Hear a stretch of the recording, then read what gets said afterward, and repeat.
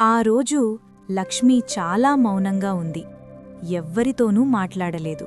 Phone కూడా తీయలేదు. ఎందుకంటే తనను నమ్మిన వ్యక్తే తనను వదిలేశాడు. ఇంతా అయిపోయిందా అని ఆమె మనసు అడిగింది. రాత్రి పడుకునే ముందు ఆమె కళ్లనుంచి కన్నీళ్లు వచ్చాయి.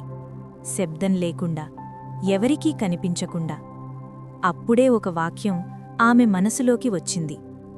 ప్రభువు విరిగిన హృదయమున్నవారికి సమీపంగా ఉంటాడు. ఆ మాటలు తన బాధను తక్కువ చేయలేదు, కాని తన ఒంటరితనాన్ని మాత్రం పోగొట్టాయి. ఆ రాత్రి లక్ష్మి ఒక విషయం అర్థం చేసుకుంది.